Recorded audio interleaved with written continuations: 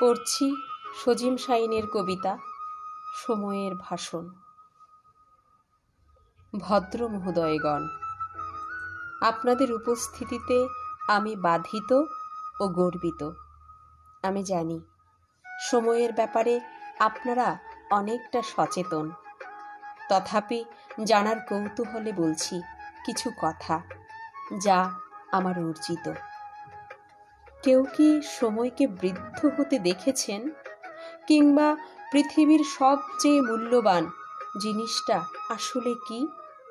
তাগড়া যুবকের চেয়েও জোয়ান, অবিশ্রান্ত, যা বয়ে চলে বাধাহীন দুর্বার গতিতে।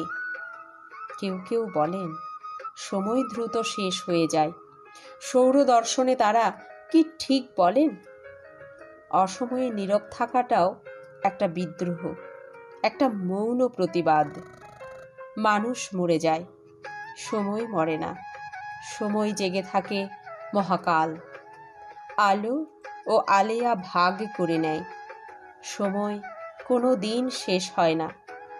প্রিয় বন্ধুগণ, আপনারা এই সমাজের, এই দেশের প্রাজ্ঞজন। অজানাকে জেনে মানুষের জ্ঞানের পরিধি বাড়ে। একটু ভেবে দেখুন তো, যুবক বৃদ্ধ হয়, সময় বৃদ্ধ হয় না। সময়কে আটকে রাখাও কঠিন। কখনো বিদ্রোহ করে না সময়, সহযোগিতা করতে উদ্বুদ্ধ করে ঘুমন্ত জাতিকে। প্রিয় সুধী, আপনাদের মূল্যবান সময় নষ্ট করছি, হয়তো এরকম ভাবছেন কেউ কেউ।